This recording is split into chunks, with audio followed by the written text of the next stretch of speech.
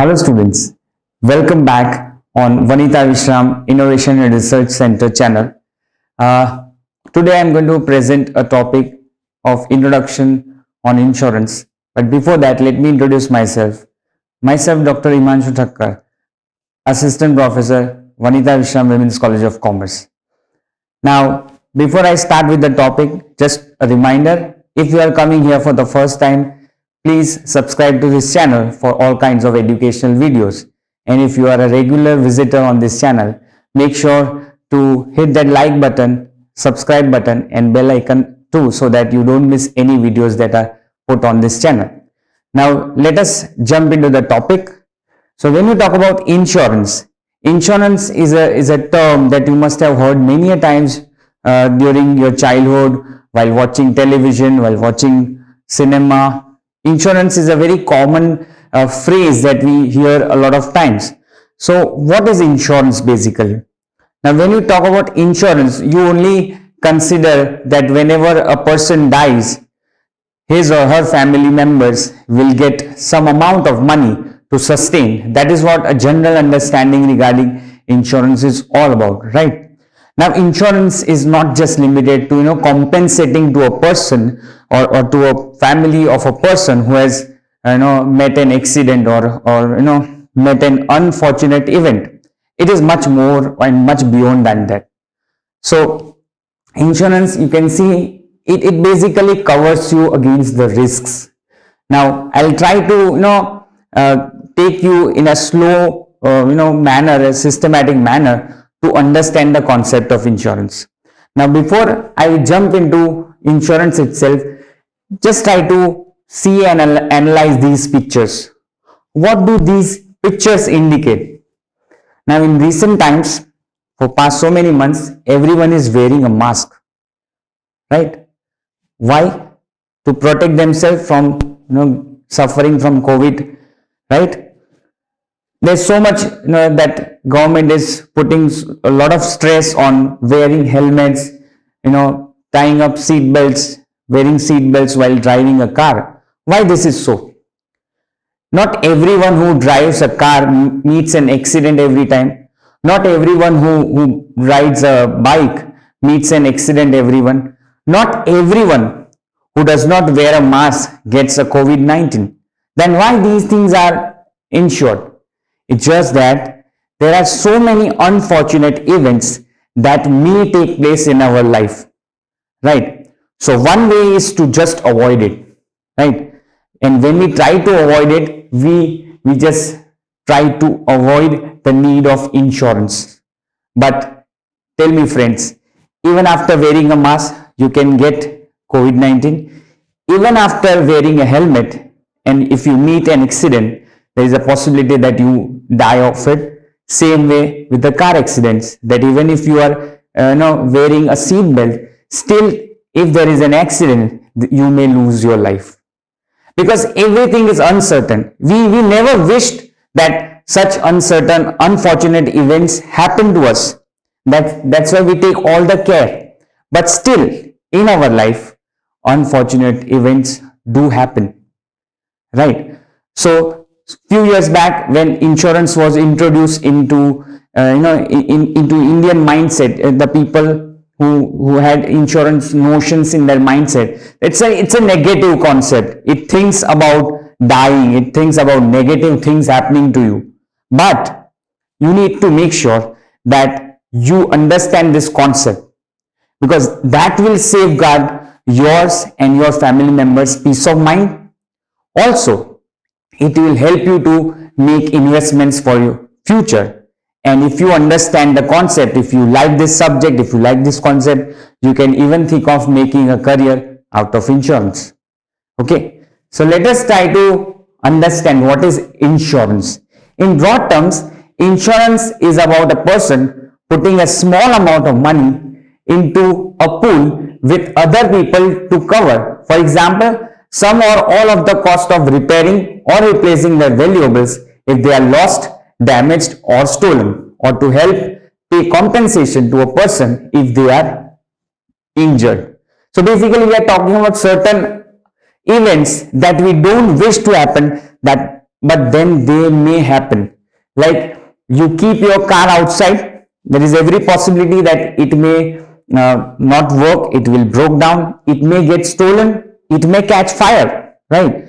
But if you put some money into a pool of money wherein everyone else has put some money, and in the event of loss, you may recover for your loss, and others will be readily happy to give you that amount out of the pool of contribution.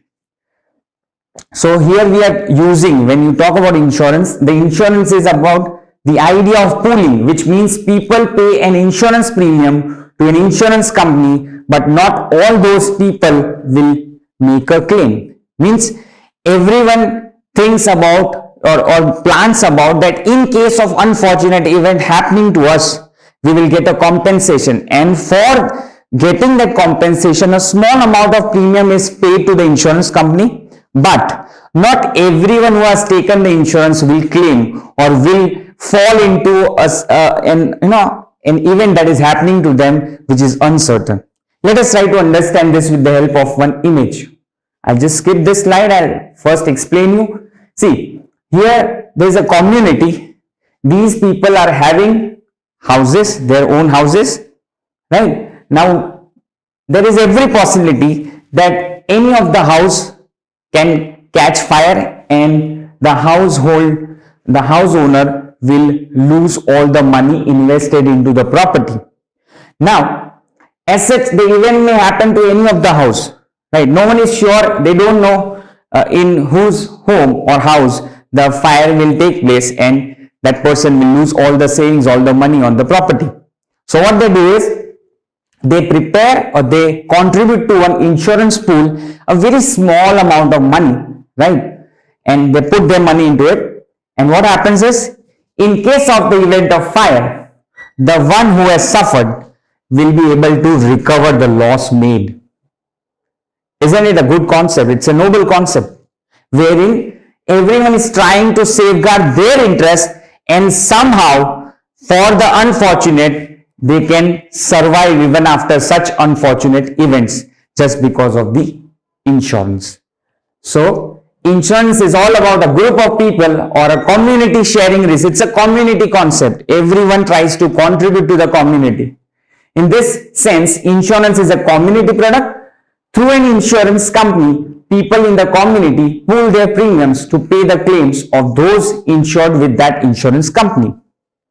When a person needs to make a claim, insurance companies must ensure that there is enough money in the pool to meet the cost of that claim.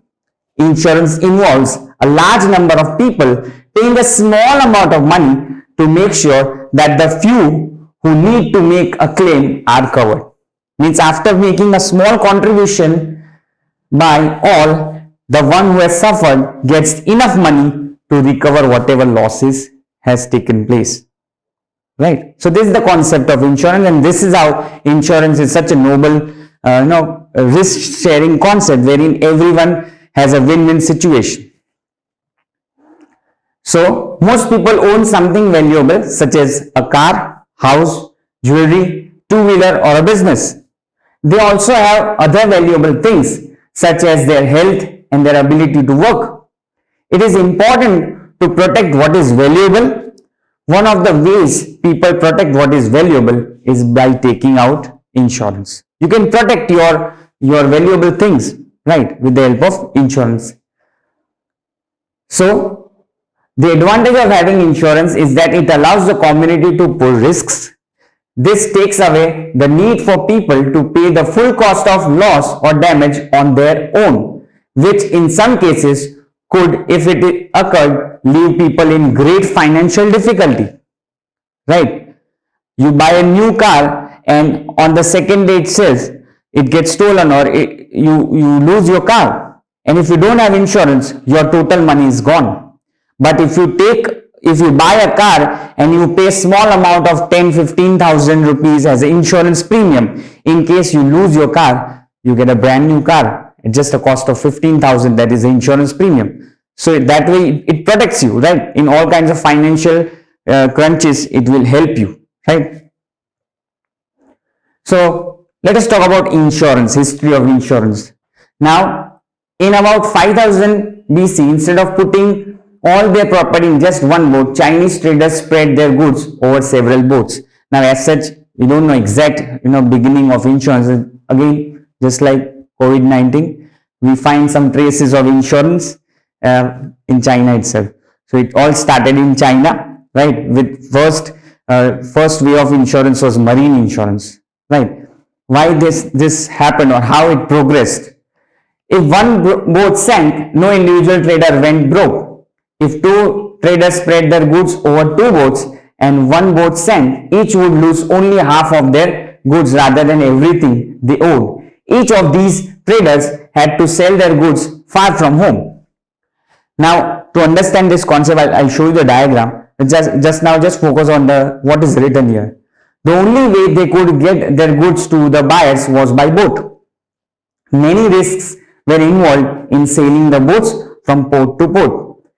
The high risk way was to go alone and have all their goods in just one boat and do nothing about reducing the risk. The low risk way involved the traders pooling their risk by placing their goods on several boats. Now let us try to understand what is being explained here with the help of an image. Now here you see a situation wherein there are two traders. One is a trader of rice and one is trader of wheat. Now what happens is, if these two traders have to sell their goods in some other country and the goods are to be transported through seas, what will happen is, if rice trader put all the rice bags on one ship, the wheat trader will put all the wheat boxes in one ship. Now, as you know, the event of risk is uncertain. The event of unfortunate things happening is uncertain. It may either happen to this boat or this boat. Now, what will happen if the boat carrying rice will sink? The rice trader will be completely broken financially. Same will happen if the boat carrying wheat will sink. So what they can do is to safeguard the interest of both. See, it may be possible that both boats reach without any kind of problem. It's uncertain. It may happen, it may not happen that the boat will sink. But in case any of the two boats sinks, the one who loses the boat loses everything.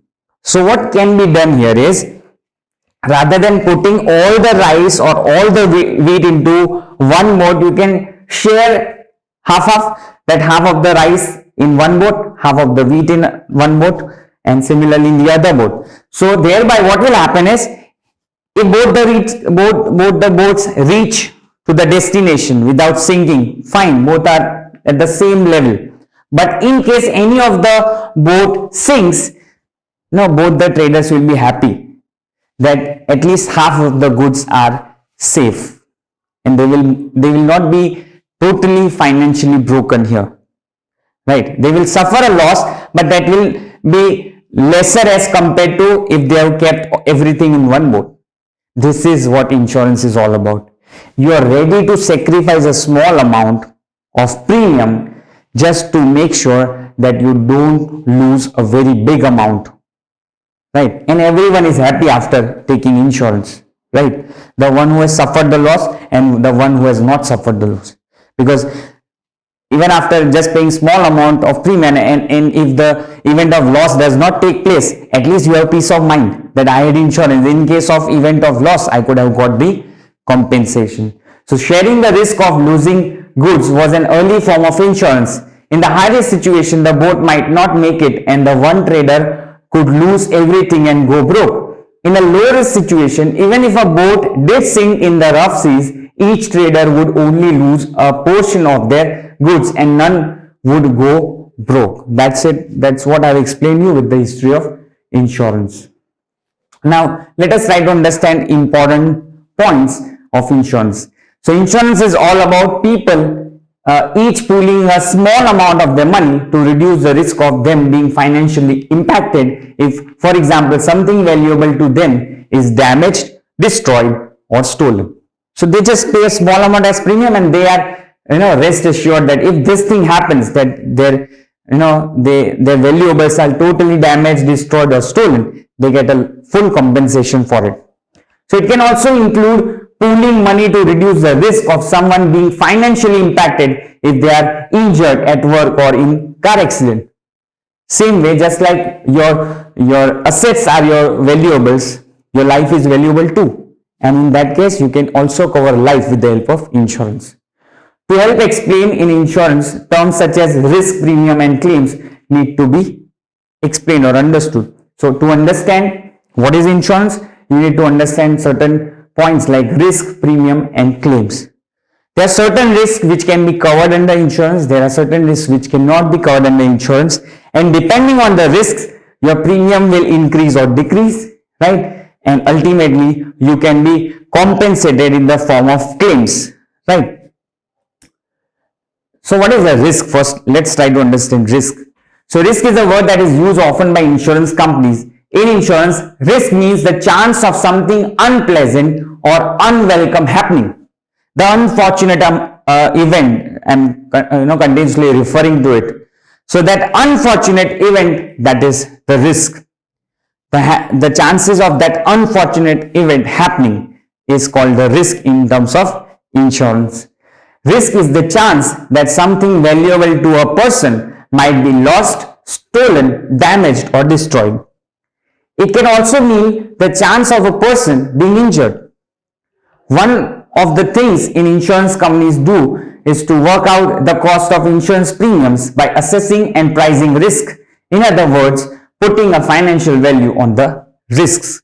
Now, one thing is quite obvious looking to this slide, you can make out the concept that the more the risk, the more will be the premiums, because there will be more chances that the person may die. That is why elderly persons are charged higher rates of premium, because the risk on their life is high. If you take insurance at a young age, you will have to pay a very nominal or minimal amount of premium, because risk at the early age, at the young age, is less. Risk of dying or getting ill. As the age progresses, the risk increases and so increases the premium. So there is a direct connection between risk and the insurance premiums.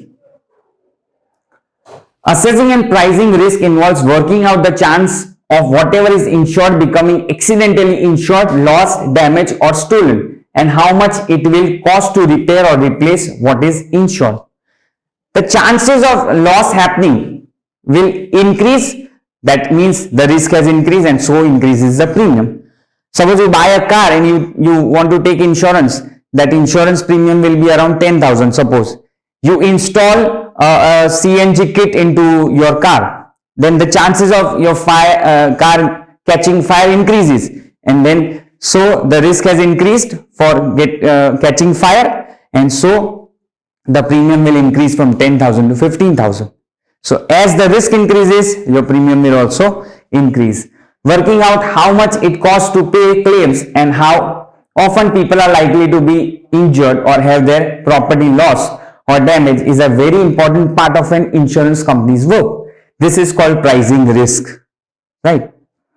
By pricing risk, insurance companies know how much money they need in the pool to pay claims. By assessing the risk, they can decide what amount of premium they have to take so that they have enough money in the event of loss to compensate you. If they keep a uniform premium, what will happen? They will not have enough money in the pool to compensate to the loss makers. That's why they have to assess the risk and decide the premium. The better insurance companies are at pricing risk, the better they know how much money needs to be in the pool to pay their customers when they make a claim, right? So you need to assess every time what will be the premiums and what amount of compensation you would require to pay in future, so that you should have that much funds with you, right?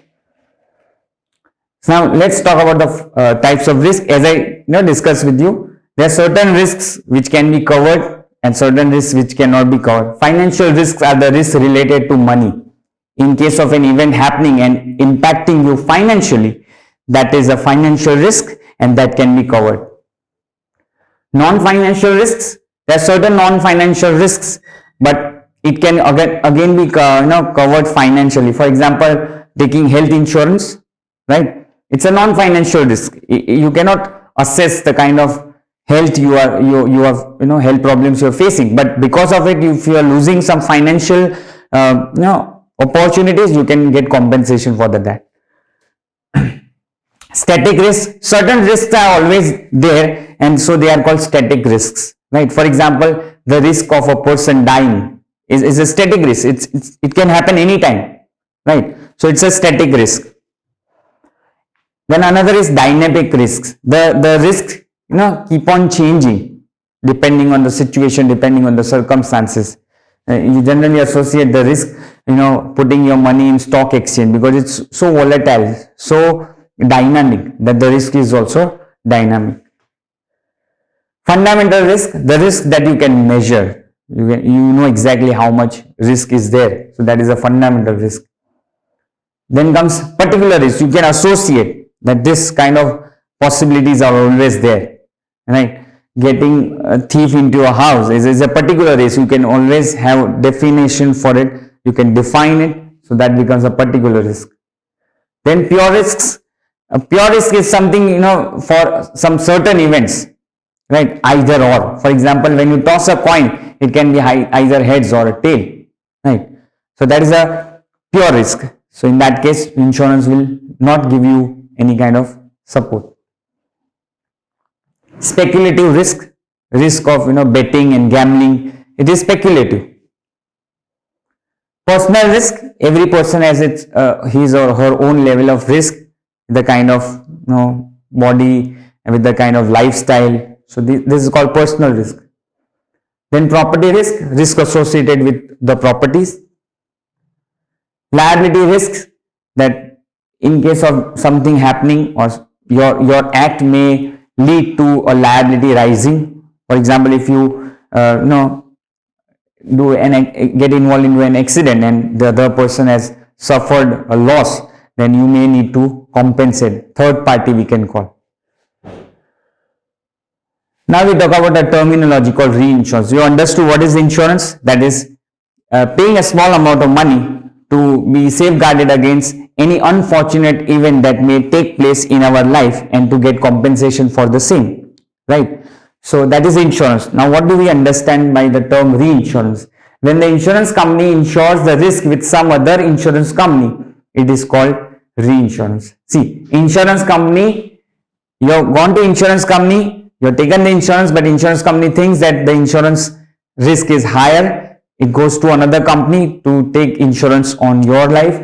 That becomes reinsurance, taking the insurance again. The reinsurance may be for the full amount of the policy or for a part amount of it. In case of the loss, the first company will get compensation from the second company. The insured will be concerned only with the company from which it purchased insurance policy.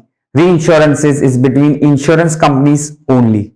So when an insurance company goes to another insurance company for getting the insurance on the policy or on the risk it has itself given insurance, then that becomes reinsurance.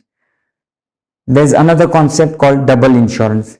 Now, reinsurance is between two insurance companies. Double insurance is between you and two different insurance companies. You yourself go to two different insurance companies and you take insurance two times. Then that becomes double insurance. Double insurance means purchasing more than one policy for the same subject. A person may get two or more policies on his life. He can claim the amount of all these policies. The implication of double insurance are different in fire and marine insurance. When a person purchases two or more policies for his property, he cannot claim the same amount as that of loss from different companies. He will be able to claim only the total loss from one or more companies. The loss will be contributed by the insurance companies through contribution. Now let us try to understand what double insurance and how it is applicable to life insurance and other insurances. Suppose I want to get a life insurance on my life for 10 lakh rupees, right? I've gone to a company, I've taken insurance, and I thought if this company does not continue, I'll lose whatever premiums I have paid, and there is every possibility that in the event of loss, my family may not get 10 lakhs compensation. So what I do is I take insurance for 5 lakhs from a company, and and I take insurance from B company for another 5 lakhs. Now suppose in case of an event of loss, I die for some reason and my family is to be compensated. Both A company and B company will compensate 5 lakhs each to my family, right? This is double insurance in case of life insurance. But suppose I take insurance for my car, which is worth 5 lakh rupees. I go to A company, I take the insurance for 5 lakh. I go to B company, I take insurance for 5 lakhs.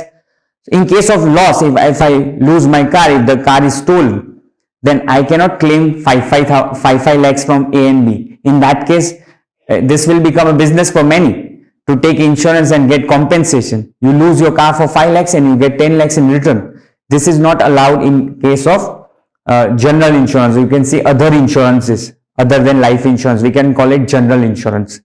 You can only ask for the total compensation. So A and B will contribute 2.5 each to make good the loss of my, that is 5 lakhs worth car. I hope you're getting all the concepts which I'm explaining. Let us go ahead. We talk about insurance contract. So in insurance, the insurance policy is a contract, generally a standard form contract. See, if you want, it's a simple understanding that whenever there is money involved, you cannot just go orally or you cannot just rely on everyone. It has to be written, it has to be legally binding, and that is why insurance is also a contract. Contract, what a contract does is, in general terms, let us try to understand contract. A contract is something that forces the parties of the contract to act in a certain manner as a part of a contract. So why insurance becomes a contract, or how insurance becomes a contract? It becomes a contract because when you sign the insurance policy, you take the insurance policy, you are bound to pay insurance premium regularly, and the insurance company is bound to pay you compensation in the event of loss. Both the parties become bound by law, that they have to act according to the insurance contract. That is, as the person who takes the insurance is the insured. The insured has to pay premiums regularly, and the one who gives the insurance is called insurer. Insurer has to ensure that in the event of loss, it pays the compensation. I hope you are getting it. So, in insurance, the insurance company is a contract, generally a standard form contract between the insurer, that is the insurance giver, and the insured, that is the insurance taker, known as the policyholder, which determines the claims which the insurer is legally required to pay.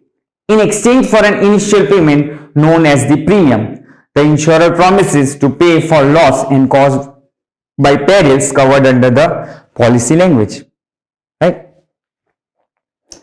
Now, what are the features of insurance contract? So, it's a cooperative planning. It's a planning that everyone taking the insurance agrees to it, that in the event of loss, the loss bearer or the one who is sufferer gets the compensation. Distribution of risk, it distributes the risk. We don't know with whom the unfortunate event is going to take place, but then it distributes that risk between the members or the one who contributes to the pool of insurance. Insurance is a contract. It is, as I said, it is bound by law. You need to follow your obligations.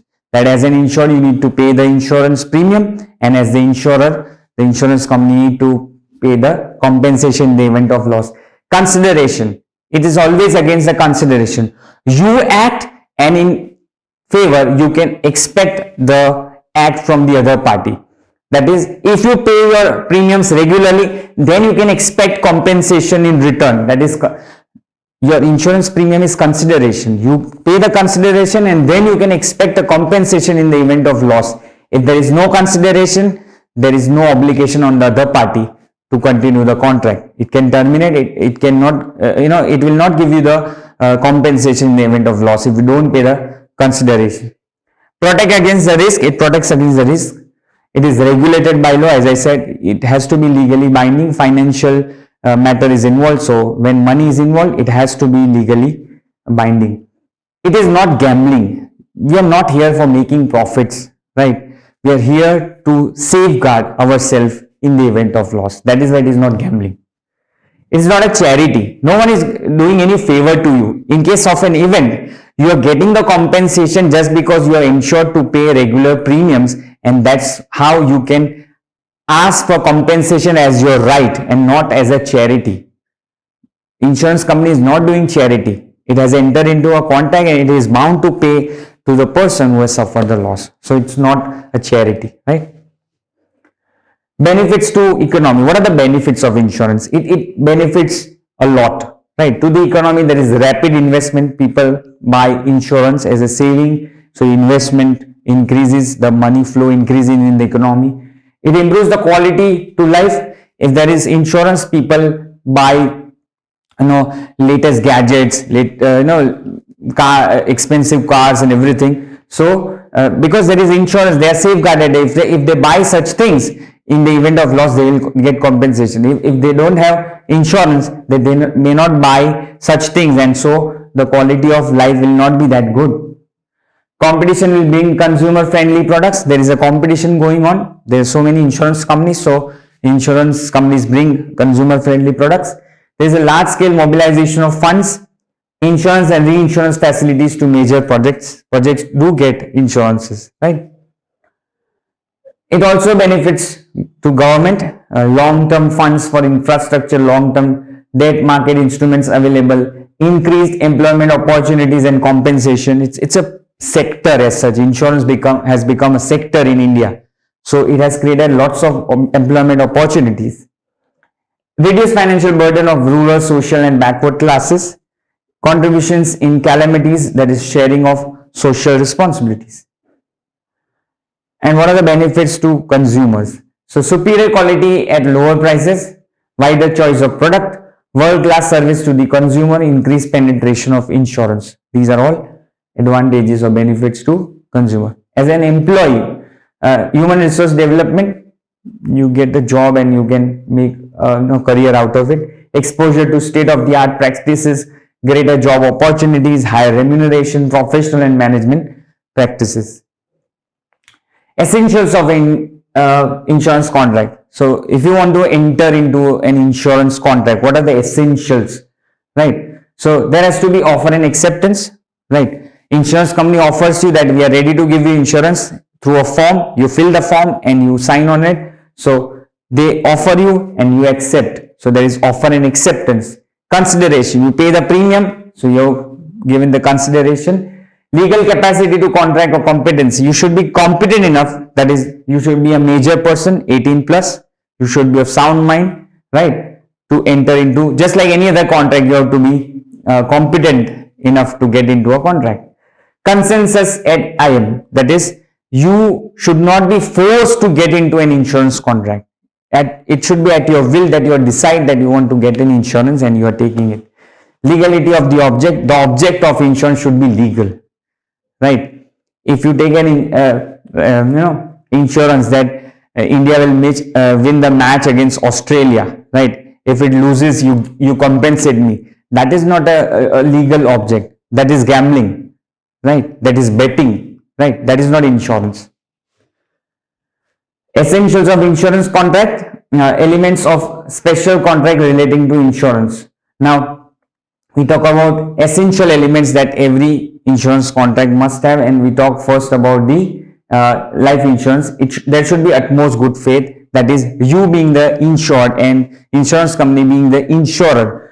Put all the facts regarding the contract straightforward. That is utmost good faith, right? You should not hide anything. Right? Suppose you go and you want to take a medical insurance for yourself, you need to mention what are the physical problems you have. It may not be visible in by naked eyes, but what is there within you? What are the health? What is the health history? What are the problems you have faced in the past? What are your allergies? Everything should be put in front of the insurance company, because utmost good faith is a essential element of insurance contract, right? Similarly, insurance company must put forward all the terms and conditions. It should not hide any of the technicalities of the contract. Then there should be insurable interest. Now, it's a very interesting term called insurable interest. Means for whatever thing you are, for whatever subject you are taking the insurance, you should have insurable interest, right?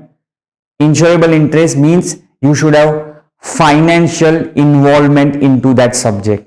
Means if that event of loss occurs, if you suffer a loss, that loss should be measurable in terms of money. Then it becomes insurable interest. Right? I have insurable interest in my father. I have insurable interest in my wife, my son, my mother. Why? Because in the event of their death, I'll suffer mentally as well as whatever contribution they were making to my life, I lose it. And that will be a big loss to me. Right? If I am an earning member and I die, my family will suffer financially. So all of us have insurable interest in one another. But I have a very close friend of mine and I want that friend to survive because he or she is going to help me a lot financially also, but it cannot be measured in terms of financially. So I may have interest in his or her life, but it may not be insurable interest. So I may not get insurance on my friend's life. I can get insurance on my family member's life. I cannot get insurance on my friend's life because there may be interest, but it may not be insurable interest, right? Then general insurance have these elements. So apart from these two, the life insurance do have the other, but these are the two that only apply to life insurance. There are three more to the insurance that are applicable. These are also called the principles of insurance. Elements, I have used the words elements. You can even call all these as the principles of insurance. The next is indemnity. Indemnity means that after compensation, the insurance company must ensure that you get to the position where you were before the event of loss. Suppose I have a car and that car burns for some reason, right? Some electric or short circuit or whatever. So I have incurred a loss. Now the insurance company will indemnify me. Indemnify me means it will make good the loss, make good only for the loss. Suppose I have used the car for 5 years. Now I bought that car for 5 lakh rupees and now that car I lost due to fire. Now insurance company will not give me a new car of 5 lakh rupees because the work of insurance is make good the loss. So they will give me some money that will buy me a car which is 5 years old in the condition of my car, similar to the condition of my car. This is called indemnity. You are not allowed to make profit any day. You can make good your loss. That is called indemnity. Insurance contract indemnifies you, means whatever loss has taken place, insurance company will ensure that you recover that loss, but it will not allow you to make profit out of it, right? Then subrogation. Once you are being compensated, you cannot ask for the damaged property. It belongs to the insurance company. That burned car, whatever is the value, salvage value of that car now belongs to the insurance company. Proximate cost, the cost should be covered by the insurance company. If it is written that because of the external wiring that you do to the car, your car catches fire and it is destroyed, will not compensate you. You will not get the compensation. Now these three are not applicable to life insurance. Why? Why not? You cannot measure the value of life. So indemnify, you can never indemnify. How can you indemnify a loss of a person? You can replace a car, but how can you replace a person's life with another person? You cannot do that. So you cannot indemnify any day life insurance, right? Then subrogation, right? Your salvage value of car is going to get you money. Someone's dead body, is it going to make you money as insurance company? No. So there is no point of subrogation. And there has to be proximate cost. The cost should be covered, but in case of death, the compensation should be given to the family members of the insured. So these are the essential elements. So these are all covered under principles of utmost good faith, right? I have already discussed, so I am not getting into the details. I have already discussed utmost good faith, insurable interest, indemnity, contribution. As I said that insurance company is going to contribute to the loss, contribute for the loss. If you have taken two different insurances, then both insurance companies will contribute to it's like double insurance. Subrogation, the rights of the salvage property, the destroyed property belongs to the insurance company. So insurance versus gambling, as you have understood now the concept of insurance, it is different from gambling.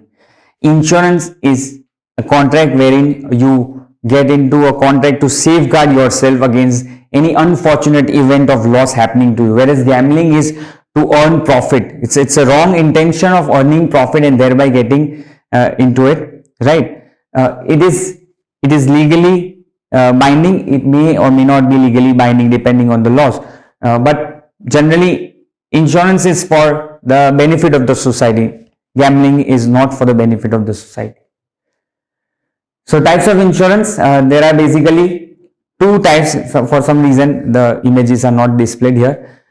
See, you can categorize insurance into two broad categories.